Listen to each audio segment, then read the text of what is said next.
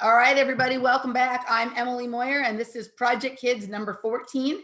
It's been a month since we've seen you all on the public side, but we're here and ready to rock. Michael Wan is with me. How you doing, Michael? I am doing well. I'm happy to be here. I'm happy that spring is starting to show itself more consistently in Pennsylvania, and excited to see where we end up. All right, awesome. So the first thing I just want to update for people, because the clip that we put public last week of Glass Speed Game was the invitation to Joel Drucker. That landed with a resounding thud, apparently. So I don't know if, like, you know, sometimes when there's a comment thread, after a while you lose track of it. So I'm going to see if I can find an email for him and send it to him. So I don't know if he just didn't see that I went back and posted it there where I said he would, or if we're just not his cup of tea, which is entirely possible. He may have been like, these two are just fucking Looney Tunes, but that's all right. So what I'm enjoying right now is we are all witnessing the psychological model of a stalker. Like, oh, well, maybe they just didn't hear it. And so maybe I'll go and I'll go visit his house. I see he's only 4 hours from here. And maybe and I know he gets up in the morning, so maybe I'll follow him on the walk. I think that's a great idea. I'm going to fly out there as well, and we're going to go and track him down. No, we're not going to do that. All right. No, I'm not. It's just, you know what it was, is it was over a week after the comment thread started. And it's happened to me before. Like sometimes people say like, oh, I left you a comment and whatever. So maybe I'll email it to him. I don't know. Maybe I'll just leave it. You know, we're not everyone's cup of tea, and thank God about that, right? Like I think we're his cup of tea. You think so? He doesn't know it yet, but he's going to drink this tea. I remember that funny. There was like this funny video that was viral a few years ago about forcing tea on people who don't want tea. I'll stick it in the comment section and I'll send it to you later. Like, it's pretty funny. Like, it was a viral video about forcing tea on people who don't want it. So maybe we're going to force Joel. I mean, it's like I drink tea because people around me drink tea, but I don't really care for tea. I'm not going to lie. Yeah, me too. I'd rather have coffee or bourbon. If we're doing drinks that we enjoy, right? I would rather have coffee or bourbon or mezcal or something like that. Right. Right. Or Topo Chico. I'm drinking this glass of water right here. And have you ever like had milk in a glass and then you add water and it's got like that milkiness in the water? Like it's like the most repulsive thing to me, it's repulsive. Maybe some people like terrible. That sounds absolutely terrible. And so I don't think that happened in this glass, but I'm looking at it and I'm like, this looks like there might have been milk in here. And I don't think it has, but I've got this thing in my mind where I'm like, it looks like milk. And I keep thinking that when I take these sips, but I don't think it is. Do you have like a ghost pouring a little bit of milk in your house? We have a ghost in our house that moved some of Laura's laundry this morning. So maybe you have a ghost that just put a little tiny drop. Oh, this house is as haunted as can be. And like this weekend, like the black goo started coming up from the drain in the basement. Like I've never seen that before. And it started pouring out and it was like shimmering. And I'm like, you know, it's at first I was like, is this raw sewage? This can't be raw. This isn't happening to me, but it didn't smell. So I don't think it was raw sewage, but I don't know what it was. I'm like, the only thing this can be is some sort of interdimensional black goo, which is coming up from the ground. So I sat on the stairs looking at it and I was cleaning the basement is the whole thing. I was getting it all organized.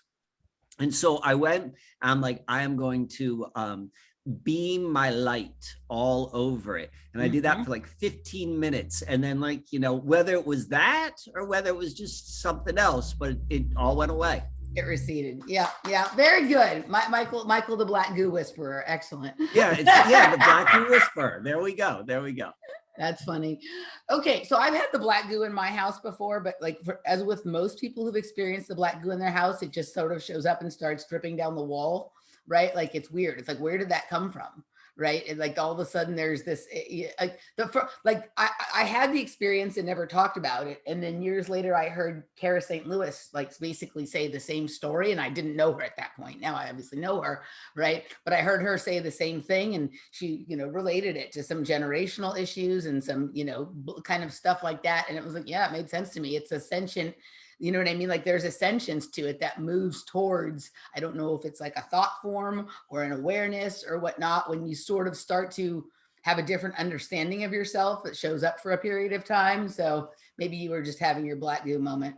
I had my black goo moment. Like I've been talking about black goo for a while.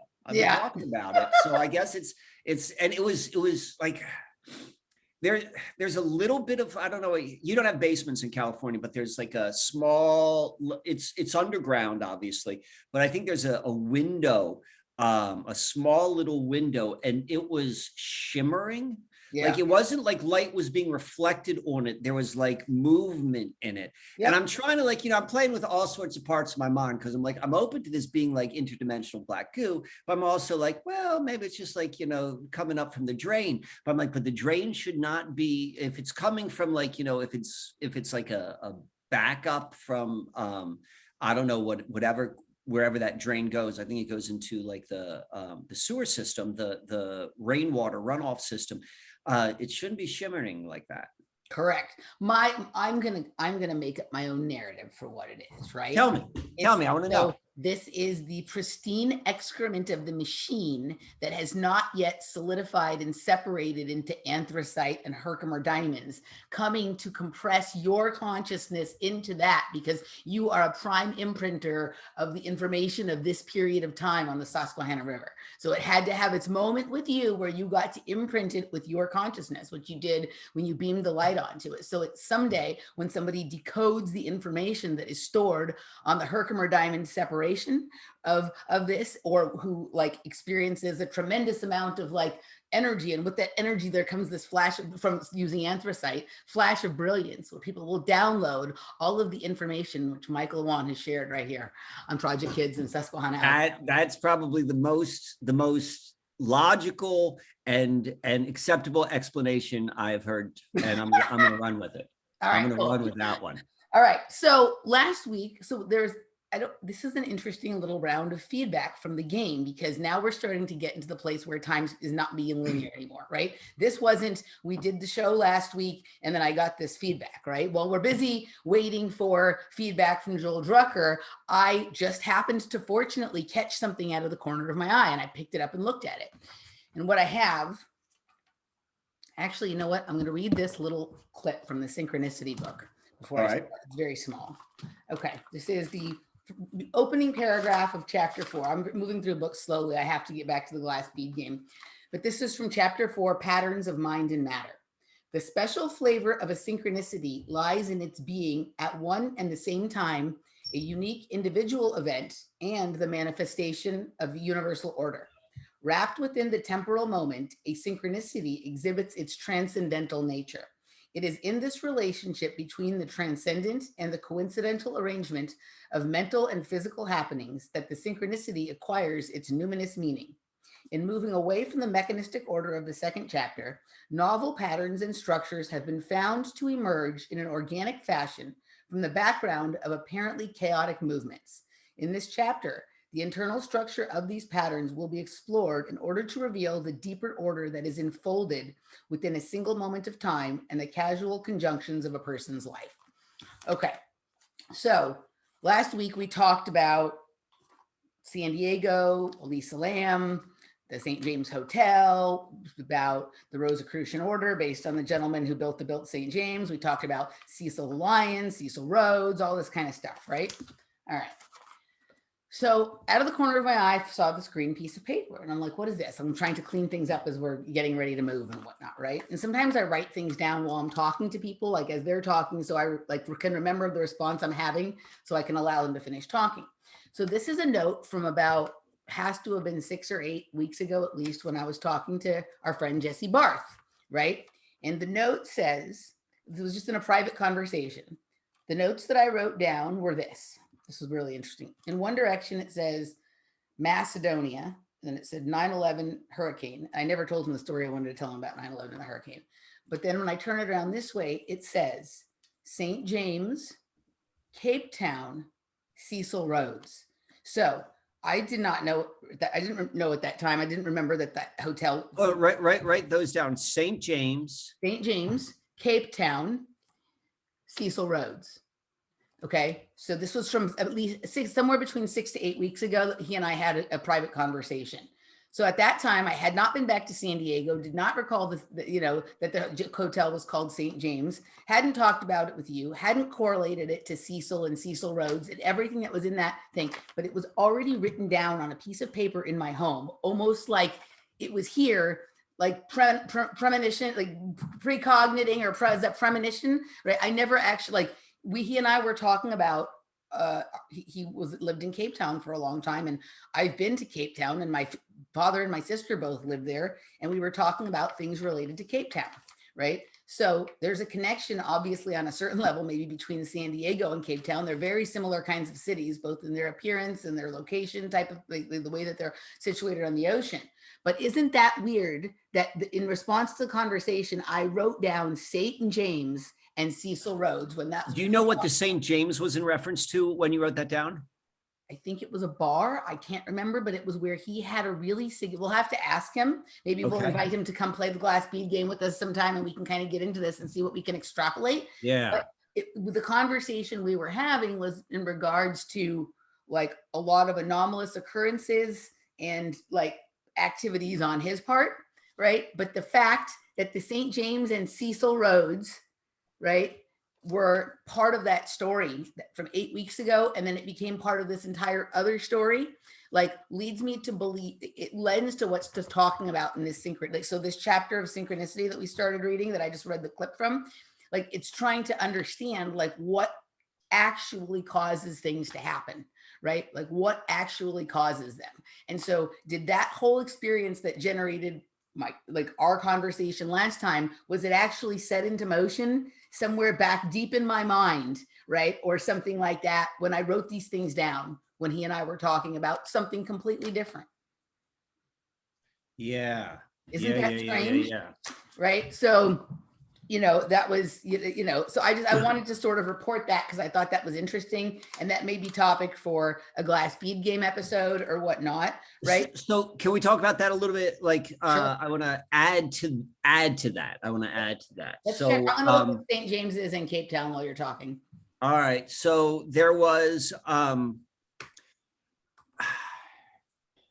like to keep it light. But I'm not going to keep it light. All right. So shortly after we talked about this St. James thing was that shooting in Atlanta, right? Okay. Yep. All right. And what I'm a little bit confused. There were like a variety of Asian spas where the shootings happened, correct? Mm-hmm. And one of them was St. James. Really? Yeah. And so that was immediate. So I read about that.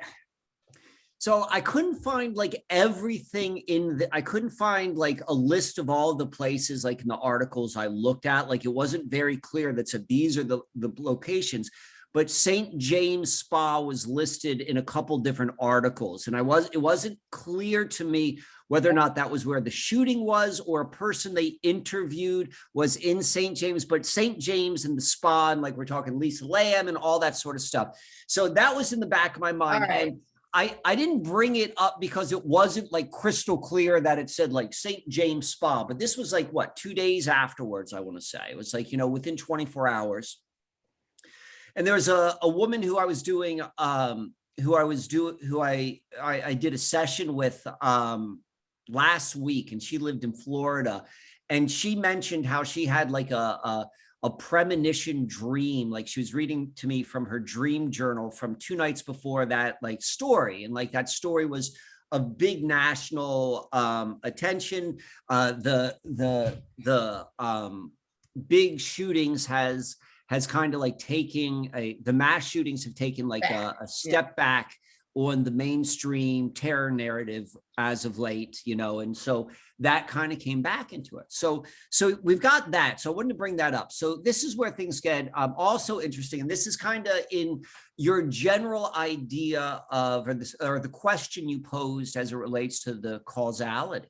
Mm-hmm. So both of us, we are, we do this sort of thing with other people, right? Yeah. And it's always kind of something similar, like, it's unique to each person who, like, who you have your other shows with and who I have my other shows with. But there is a degree of like kind of like mystical interconnectedness. What's going on? How does it all work? Right. So I got this. So I've got this. You know, a show which I do with Ross Ben. Yeah. And so if you followed the last one, which I think I put it out like last week, maybe, we talked about how Ross Ben is going to Denver and then to Boulder, Colorado. And so I believe his trip was earlier part of this week. Yeah. All right. So like I wake up this morning and, you know, I'm looking what's going on and you see what's happening in Boulder. And so the reason, you know, I'm not just bringing this up to the shooting in Atlanta, but I'm the fact that there's a connectivity, but the fact that shootings have not been like big stories lately. Now we've got 2 in a week, right? Yep. So I think me and Ross Ben have done 3 shows, and maybe we do it every 2 weeks. So maybe about a month ago, I guess, is when we began. And the first one was all about the 40th parallel in general. And he shared with me an email which he received from a viewer who lives in Boulder. So this is about a month ago. And she basically says, like, you're going to find this nuts. And so let me go. And Boulder's right on the 40th parallel. That was kind of her motivation for it. And we also talked a lot about AMORC. AMORC is the Ancient and Mystical Order of the Rosy Cross. There are lots and lots of organizations that, you know, claim to be the authentic Rosicrucians. And this is probably the best known one. And so we talked about Rosicrucians a little bit last time. And so, she shared this with a link to this with Ross Ben, who shared it to me. So this here, as you can see right here, it's in Boulder, Colorado. Yeah. And we see it's adopt a highway from AMORC, from the Rosicrucians. And even more interesting, we got 40 in the background, right? So in the 40th parallel. Yeah, and you've got 44 up here, and there's some 44 stuff that comes up in your other work too, isn't there as well? I feel like yeah. So let's go. How do I want to do this? That location was 44 Cherry Hill Road, and they already took it down. This is where that was, and right here is where the shooting. It's 2 miles away. Yeah, on the same line. It's near the Devil's Thumb. It's in a line with the Devil's Thumb. Yeah. It's in alignment with the Devil's Thumb. So now I'm starting to wonder about that black goo again. Okay, and also it's right near Fraser Meadows, which will Chris Knowles, I guarantee you, will pop up on Fraser Meadows, because for him, the same way we like he does similar stuff to us but different, right? And Elizabeth Fraser is the center point for all of his mystery. You're right. So he's going to have an interesting time with that, whereas you're finding the entrance points for yours. Okay, Laura just went, so I'm going to ask her what she went about. Well, I just looked at Capetown, St. James, and Cecil Rhodes. And there's a Rhodes Cottage Museum and Memorial, stone's throw away from St. James, where Cecil Rhodes spent his last days at the young age of 49. Oh. Further down, it says, also worth a visit is Rhodes Memorial, which is on Devil's Peak and is a memorial to Rhodes. Wow. Right after you said Devil's Thumb. Okay, so that's very interesting. And also finish what you're saying about this, and then already it spawned almost an entire necklace of beads. So I'm going to pull up this article right here. Did this come up? Yep. So, all right. So this is the article from Daily Mail, you know, the Daily Mail. My favorite website. Yeah. King Supers is the name of the grocery store. And so the shooting was on 322, right? You know, you got the skull and bones. Yeah. But there are a couple other things. And they say the guy was arrested at around 322 or 320, which is, you know, it was 322 is what they're implying. Yeah. And where was what I want? I love how there's the ad for the Tiger Woods thing embedded in the story, almost as if it was there for us just now. Yeah. Okay. And there are a couple other interesting things that jumped out. So here's the guy right here. I mean, we could go through all of this, but I don't. So there was this idea when I read this, Nevin Sloan narrowly escaped with his wife Quinlan. So the reason why Quinlan is, do you see the name which I have listed for myself on Zoom? Miquan. Yeah. I'm like being funny with like Miquan. Funny, yeah. But like, as soon as I saw this, like that kind of jumps out of my, I'm like, okay, that's weird because, and this is the only place, it's only on your show, on the show we do together. But then the last thing which really jumped out at me in terms of like the shadow language was, let me see where I can find it.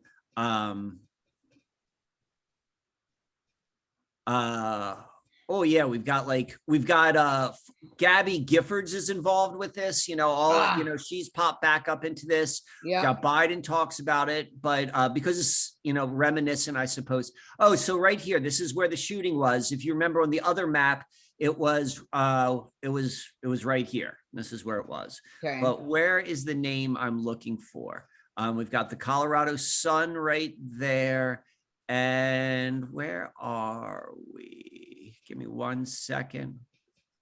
I might have to. 17th and Grove. Oh, look, Table Mesa and Broadway. And we were talking about Broadway in terms of our locations with the Cecil Hotel and the St. James Hotel last week. Where is it? Look how this has gotten a lot of text. This has got a lot of text like in this article. And I can't find, there's one name in particular. So we're also seeing it's tied up following the March 16th shooting that left 18. But I guess I'm just the three names and the suspected gunman. It's always three names with these guys, right? Robin Aaron Long or whatever, Robert Aaron Long.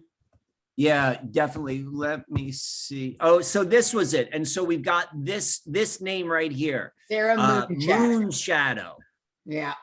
Moon Shadow was real, and it was right by the Quinlan. So that was basically like I'm taking this on face value, meaning like there were real people shot, that the thing is not fake. And so like if that was the case, anyone who lost a life, like, I'm not making light about that, but we got to look at this story and just like the weirdness of all of the stuff we're talking about, and what Laura pointed out, like the shadow language of like devil's thumb and whatever the devil thing was with the Rhodes. Yeah. Like there's some weird stuff going on. All right. So I had no idea we had no idea what each other were going to talk about today, but even within that article, and I never go to the Daily Mail unless you tell me to, because we're doing a show based on something from there. There are things in there that go to what I'm about to tell you. There were names and codes embedded in there. Okay. So first, let's go back to the St. James for a second. So St. James, I pulled up a couple of different things here. St. James in Capetown is a seaside village on the Cape Peninsula. So it's similar to San Diego, where the St. James Hotel is, right? So it's that kind of village there. And then Laura found those other connections to St. James. What is interesting to me is it made me think also, the other St. James that's been in my mind lately is, remember when that weird thing happened a few months back with the Michael Alec, where I had targeted I had set for release 12/25, that show I had done about Michael Alec, and then he ended up dying on 12/25. Yes. Right. And he was from the whole party scene. We've talked about that. The person who I believe is his handler is a gentleman named James St. James. I'm going to show you James St. James, right? He's an author of the book called Disco Bloodbath. And this is a person who, like, was very close with Michael, right? And like, if you watch the documentary which was made about him and when he was getting out of prison, Michael Alec, this was the guy who was like, he was mainly hanging around with. And I'm like, oh, he just walked right back out into the arms of the same handler that he was with before. So this is James St. James, right? So this is the other St. James that has played into things that I've been sort of doing in the media, right? Right. So that's, it's kind of, that's kind of interesting. All right. So then switching over, I didn't know that the Atlanta shooting had a St. James thing, but if you go and looking up the shooting in Atlanta, right? There is like, I didn't find anything about what you're talking about in the top few references, but there have been shootings on St. James Drive in 2014. There has been a shooting in a St. James Parish on February 6th in 2021. And then you're saying now there's also a shooting. Like I was having trouble finding that, but it popped out at you. So I'm sure that there was St. James in this story, right? So that's kind of interesting. So then let's go to yesterday, right? So I'm outside doing exercise. What did we do yesterday morning? Did I have a show? What did I do? I can't remember what I did yesterday morning, but I'm outside exercising. And as I'm exercising, I know what I'm doing. I'm looking for something to listen to. I couldn't find anything interesting in my YouTube feed. So there's this chick that I subscribed to after I started doing the Elisa Lam stuff, because somebody sent me, she is a psychic and an astrologer and a channeler. And somebody sent me something she had done on Elisa Lam last year. So I listened to it and it really complimented what I was doing nicely. So I subscribed to her channel, and her name's Sloan Bella. In your story that you just showed us, there was a person with the last name Sloan. Okay, so keep that in mind as we go through. So a video of Sloan Bella came up in the recommendations for me that was 2 years old, and it was about her channeling of John Benet Ramsey. Right. And so I'm listening to that. And of course, in the channeling, she's talking about the corruption of the Boulder authorities and how they were very well aware of this pedo porn, kitty porn ring in that was going on in Boulder. And she's describing that. So I am hearing about the corruption of Boulder authorities. Right. So Laura comes and meets up with me. We finish our exercising. I get in the car to go get my hair done. And as I'm in the car, a story comes up in my feed at the moment. It was live reporting on a shooting in Boulder, right? Like on the, so I haven't thought about Boulder in a long time. It just came up with Sloan Bella, who's in your story. The name Sloan is in your story about what happened in Boulder. So I'm listening to the story. It's about Boulder, and there's a shooting, and the shooting is at King Soopers, right? When Laura lived in Colorado, she didn't live in Boulder. She lived in Colorado Springs, right? But she used to shop at King Soopers, and I thought that was like a stupid name because it's spelled Soopers, King Soopers, right? But the King Soopers she used to shop at is right down the street from a Planned Parenthood, where the street next door, right next door to the Planned Parenthood, where there was one of these fake shooting, or sorry, I'm not going to say fake shootings, but where there was one of these events, right? One of these events several years back at a Planned Parenthood. Right. And so, right. Okay, that's like, it's just weird the way all the things are like coming together. The word Boulder, Colorado hadn't been through my mind in a long time. I hear it from Sloan Bella from a video 2 years ago in which she's, I became aware of her because of the stuff around Elisa Lam, which relates to St. James and all this kind of stuff, which we are talking about. But, it's at this King Soopers where there had been this other thing a couple years ago that she had sort of told me about, right? So like there's how big of a grocery store is King Soopers? Is that like a chain out west? Like Kroger. It's a Kroger. It's a Kroger. So like it's Ralph's here in California, but it's King Soopers there. It's a Kroger on the East Coast kind of thing, right? Okay. So there is just this weird everything is moving across different forms of communication, but also time periods. Like the video that I was listening to was from 2 years ago. It was about Jean Benet Ramsey, but I was listening to that, and then there's an event in Boulder, right? Kind of thing. And so we have all of this connection into things that we have been talking about that are unrelated, but have a lot of these same words and locations in them, right? It's bizarre. It's like some activation happens that when you start to talk about something, and then everything pops up like around that name, right? When you start to talk about something or focus on something, suddenly it generates a bunch of activity around those words, places, structures, ideas, names, right? It's bizarre.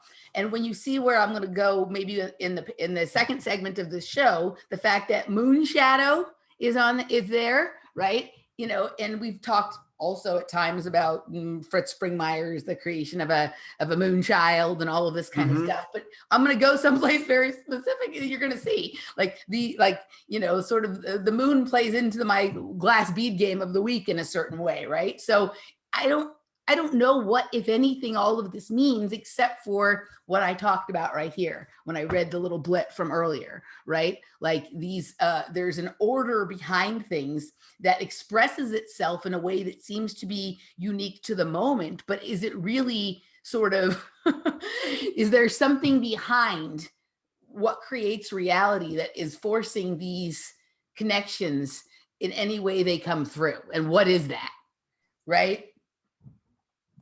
Does that make sense? Yeah. Well, where are you going to go with this? I want to, you got my interest peaked. About where I want to go with the rest of the conversation? Well, you said that where you're going to go with what you're planning on presenting. Okay, so I'll do this in a reverse order than what I had thought in my head.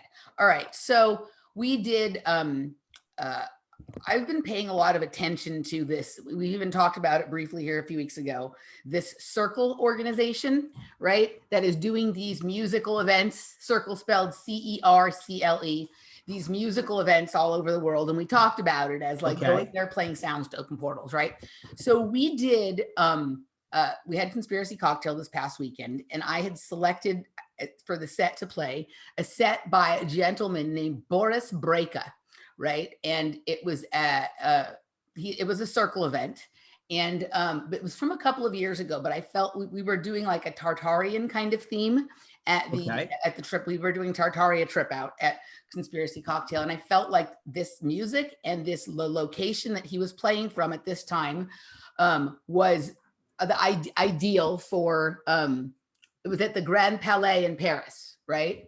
And so I felt like it was ideal music to match what we were doing, right? And so all right, let me see. I had pulled up some pictures of it, right? So I did. So we did this set, and more people stuck around to listen to this set. Like we do the conversation and then we play music. More people stuck around, and there was so much chatter in the chat room about the location, the music, what was going on. People loved it, but we were like, this was an alchemical ritual of some sort, right? So this is Boris Brejcha, but he plays when he takes his mask off during his sets at some point, right? But he plays with this mask on, right? And I had read a certain story as to why that was, that basically he had played at a carnival in Rio and been so inspired by that he decided to keep that as part of his act. And so that's why he wore it. But Jeff pops up and says, no, he wears a mask because he had a horrible burn on his face as a kid, right? Like he got burned. And I was like, no, that's not why. But then Jeff was able to produce some information showing me that was true. And that we'll get to that in just a second, right? But this is him. This is some photographs from that line set. He's wearing the shirt, Boris Brejcha, Cocaine Cowboys, right? And whatnot. And this is, so basically this is the La Palais, and they have this glass bead or moon in the middle of the dance floor, right? In the middle of the dance floor, and they are projecting things on it all night, right? They are, sometimes it's the moon, sometimes it's the earth, sometimes it's the sun, and sometimes it's flashing strange coordinates on it, right? Like, or grids that look like matrix or radar kinds of things and whatnot, right? But we watched the set. The set was about 2 hours and 15 minutes long, right? And to watch, like when the set started, it was daylight, right? And the place looked like this. And as it moved into night, we got this, and we got this, right? But one of the things that was really incredible about it, so the connection is just that there's the moon in the name, right? And then this moon thing, this was my glass bead sort of for the week, the moon in the middle, like the roundel. Last week it was the Orion's belt, right? The galaxy on Orion's belt, and this week it's the moon. What was interesting to me about this was, well, first of all, as far as this moon in the middle, one of the people had shared an Anglican church. Darren Williams had shared an Anglican church as one of his favorite Tartarian buildings. And there were pictures of that Anglican church in England also having one of these balls that projected the moon and the earth on it inside the Anglican church. So this is something that they're doing at these Tartarian buildings, okay? So we're watching the set, and as the evening is going on, two things are happening. People seem to be appearing out of nowhere. Like the crowd seemed kind of small, right, in the beginning. And but it seemed like the right amount of people for the size of the venue. As we're watching and the set's progressing, suddenly it looks like there's seas of people. And it's like, how that wouldn't have fit in the building. And the building starts to look bigger, right? Almost like the whatever is going on, whatever the ritual is, that there's an alchemical transformation happening that is changing the size of the building or the way it looks. And suddenly the building starts to, especially like with the way some lights were reflecting off of it, you can see that this building is technology, that there are there was like, you could see entities and sort of spirits and stuff moving around at times. And the amount of people that like were multiplying, it was like all of a sudden it went from being like a small venue that looked like it housed a few hundred to a few thousand people for a party to something that was like a massive concert hall, right? It was bizarre to watch. And meanwhile, there's this moon thing behind him that's having all sorts of stuff projected. The DJ's up there like doing like mudras and weird hand signals and playing. I mean, the music is fucking amazing, right?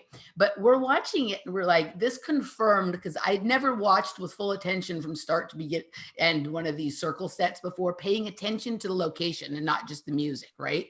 We're like, this is fucking intense. But what's one of the main themes with Tartaria? People appearing out of nowhere.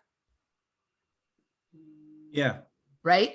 And like, it literally felt like, are these, I'm thinking in my head, and I was talking to people in the chat room. I'm like, dude, people are multiplying like they be orphans or something, right? Because the whole Tartaria narrative is you have orphans arriving out of nowhere, right? And being sent out on trains to go to their new homes or whatever, right? You know, that's like a main part of the Tartaria narrative. Right. So, but the building and the way it like, so this is it from the outside, right? But as we were watching it, it was like, this is some sort of alchemical. Look at this. This is him. This is an interesting picture with his mask on and with his mask off, right? So we're watching it and like just the amount, there was like more chatter in that, like it was like a full show worth of chatter in the side of the thing, right?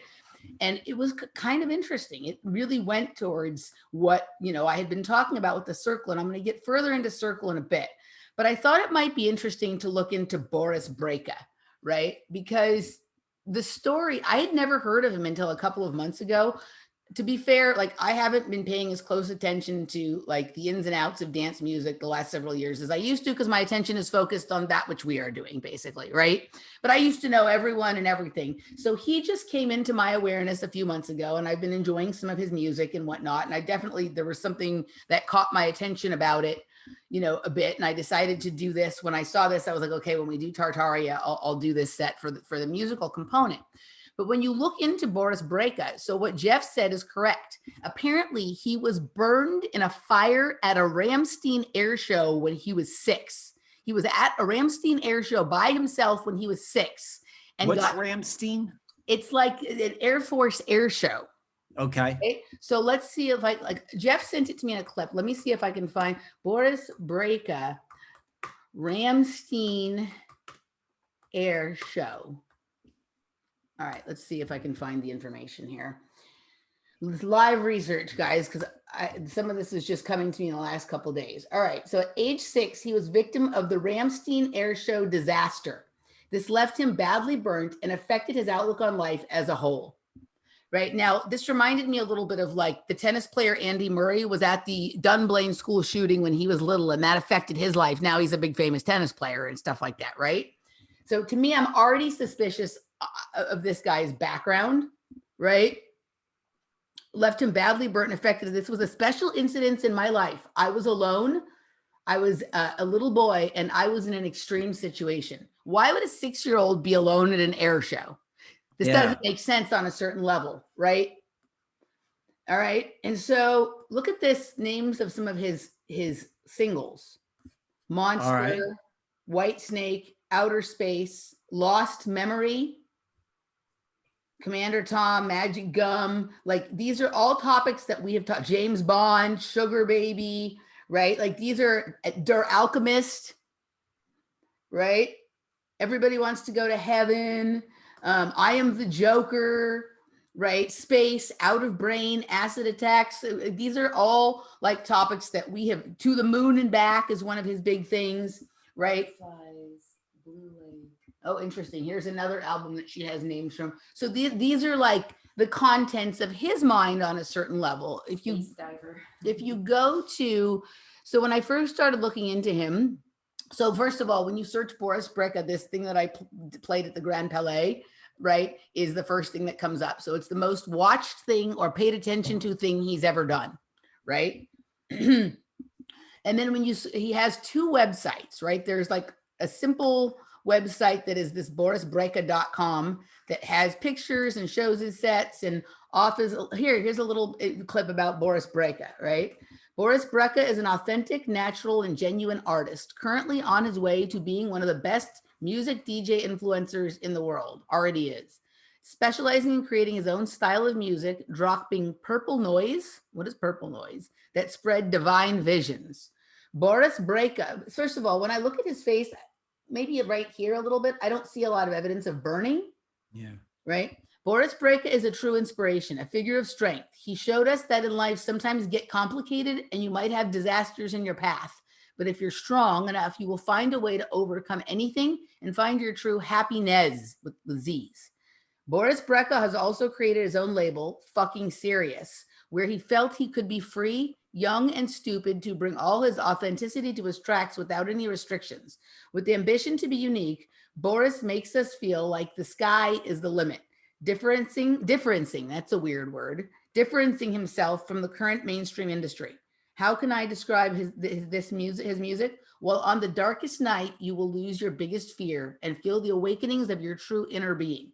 The melodies will unbelievable originate a feel of freedom, like standing on zero gravity, giving you an illusion of being able to swim to the moon and back. Trust me, it's not a fucking trap. Just go experience it yourself. This guy sounds like he's kind of like us, right? That he's kind of doing it his own way. So you go ahead. I have some more to add. Go ahead. All right. Here, can you pull that back up? Don't make that go away. Don't make that go away. All right. So wow. Where to begin? So the whole like this guy, whatever, whomever he is, like that, the air disaster happened in 1988. It said it would happen in front of a crowd of 300,000. And, I don't remember it, but apparently it was a really big friggin' deal. Obviously. So 70 people died, I think. So I think like so immediately this is tying into, and he's like a young boy by himself. Like, if like maybe he was maybe he came with his parents, he was separated at the thing. I don't know. But this is this fits into this whole like Batman motif.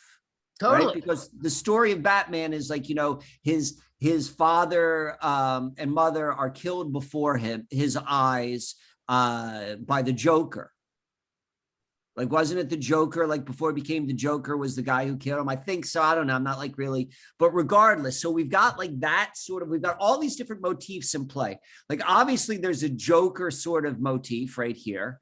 And we've got this whole thing. Where's the fucking serious, like why so serious? Yeah. The sky's the limit.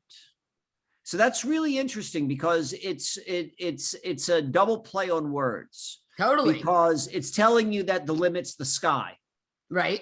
Like, well, what's beyond the sky? Don't worry, the sky's the limit. The sky is the limit. And so we're playing with this, and it's all like, and it's got a lot of like, so we talked a little bit about the devil before, and there are all these different archetypes which are kind of like blended in together in our collective consciousness. They're not exactly the same. And like, if you're going to go through it with like a fine tooth comb, they're very different. Like, Lucifer and the devil, but then the trickster in general. Right. Like, and we've got like a lot of this trickster-esque sort of thing. The, while on your darkest night, the dark night, all this sort of stuff, you'll lose your biggest fear. Like that's supposedly like part of like the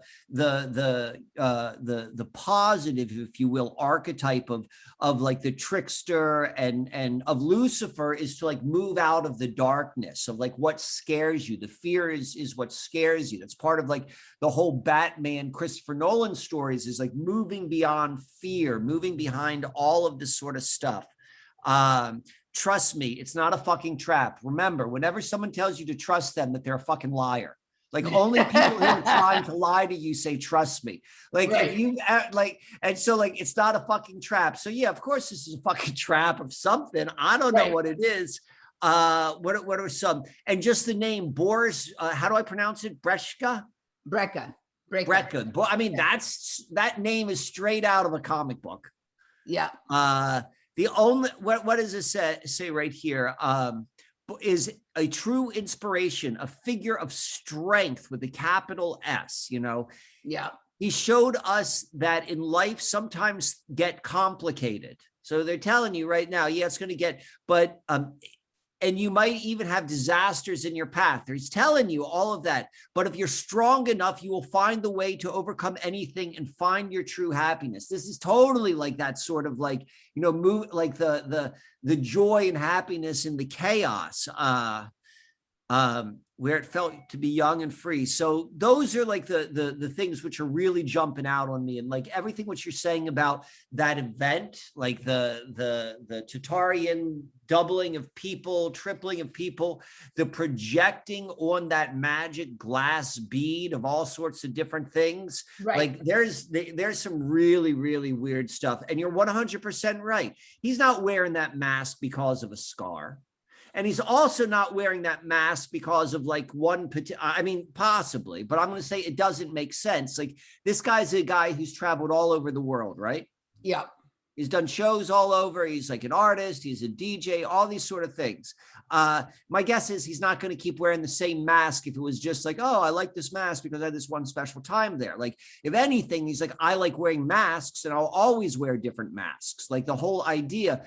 But this one mask in particular is rather significant. So I don't know. There's definitely some strangeness going on with this. All right. So there's something going on here that is interesting, right? Like it's speaking to a lot of things which we speak about, but this guy has a huge platform and he's the one selected to perform the music to, you know, basically vibrate whatever's going on into existence in the Tartaria building, right? Like he's the one sort of selected to preside over the alchemical ritual at the Grand Palais. Right. Okay. So there's something about him that's interesting. They've chosen him to do this. There's a couple of things that I want to look into here. And then maybe when we switch into the other segment, we will get into Cercle in general. Okay. But this whole thing with the Ramstein Air Show, if you look at these pictures, and he's well known for wearing this shirt here that says Cocaine Cowboys. Right. So the Ramstein Air Show. Where does it say Cocaine Cowboys? Boris Brejcha Cocaine Cowboys. Right. The Ramstein Air Show is at an Air Force base where this happens. Right. Well, what was happening at the Air Force bases in the 80s? Were they running cocaine? Right. There's actually a documentary called Cocaine Cowboys, right? Where they were, you know, talking about, this goes into like the Barry, whatever his name is. Right. All stuff, the right? Mena, Arkansas and stuff. But like basically the whole narrative of Cocaine Cowboys is that, you know, they were using private private and military airplane airports and air bases and things like that to do all this international trafficking of cocaine.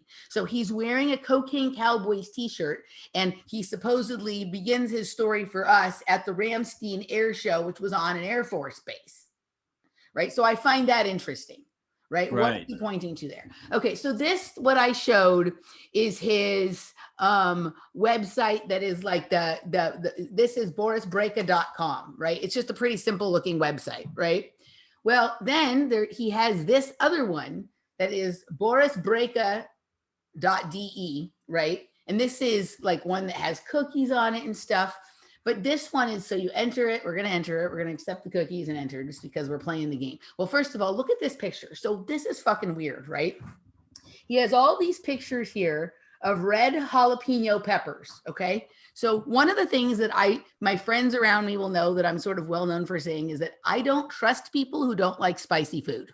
In fact, a few days ago, Laura's sister-in-law had said that some friends that had been over when I had visited them at Thanksgiving had re-brought up that they had spent some time thinking about what I had said about not trusting people who don't like spicy food, right? People who don't like spicy food, it feels like to me they can't tolerate somehow being taken out of their normal existence or their normal comfort zone, even for just a second, right? And that makes me suspicious of them in some ways. So the very first picture, right? I was on his website once a few months ago, and I don't feel like I ever saw this picture. So this is new, right? So he's sitting there cutting up an entire thing of red jalapenos, right? But I like the way he describes, he describes his music, right?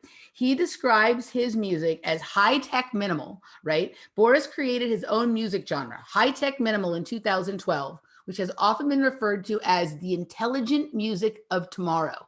After 7 years of working together with Hardhouse in his fourth album, Boris founded his own label called FCKING SERIOUS, together with his best friends Anne Clue and Denise Bull. Clue and Bull. All right. They want to spread their idea of good music and serious parties around the globe. Right. And so there's this, so he talks about, his background here. There's some interesting things. So in the beginning of 2016, Boris came up with his fifth album called 22. His unbelievable passion for music, combined with the longtime experience as a producer for different genres, fuses into his exclusive, distinctive, and very special sound. Beside that, Boris created his own Boris Brejcha and concert show, which he first played in Brazil in 2016. These events, a combination of synced visuals, his Joker mask, and his music, are a special and unique experience. In 2017, FCKING SERIOUS was the first electronic music label to do a European bus tour with the full crew traveling on a nightliner through Europe to play 10 shows in 12 days like rock stars, or to alchemical rituals at a bunch of sites around Europe, right? Just a year later, we also saw Boris making a much anticipated debut at Tomorrowland, Exit Festival, and Time Warp.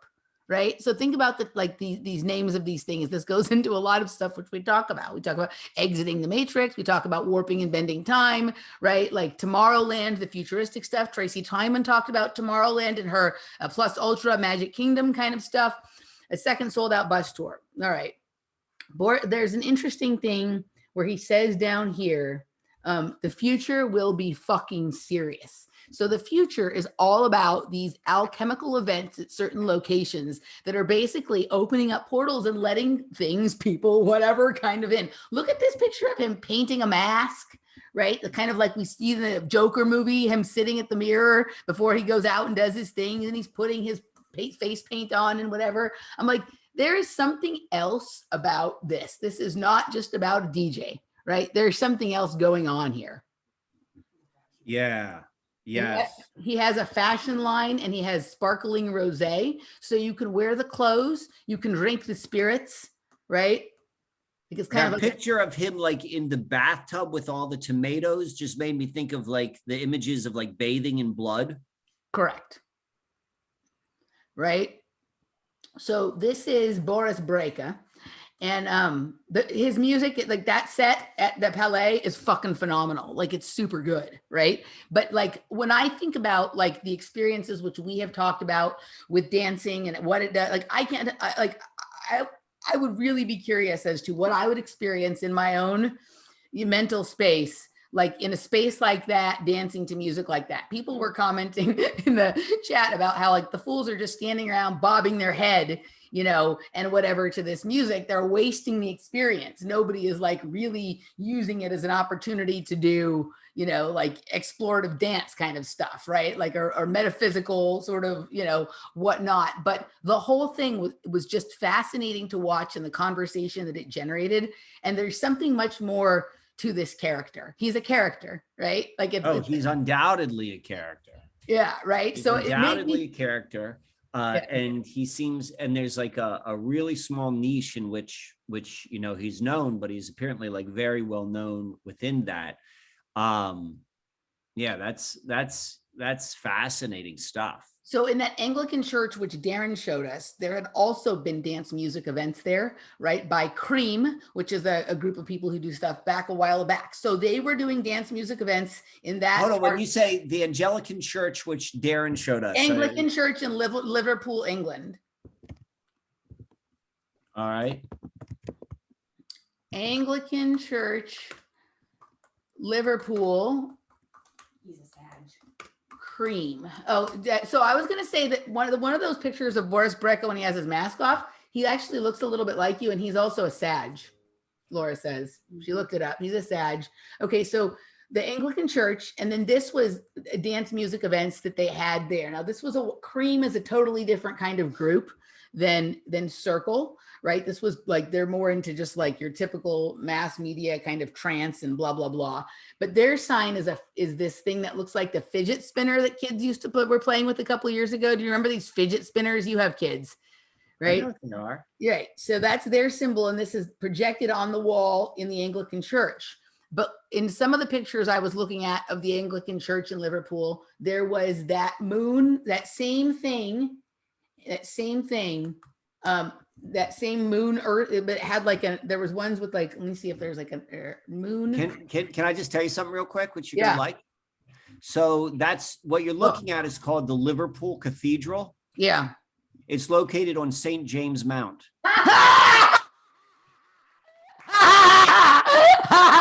Wow. Okay, but look at this. So this is the Anglican Church, and they have that same thing in there that goes back and forth between being a moon. They show it as an earth. They were doing the same thing during Boris Brejcha's set at the Palais, the Grand Palais in France, right? The same kind of thing. But only they had it on a stand like it was a crystal ball instead of floating.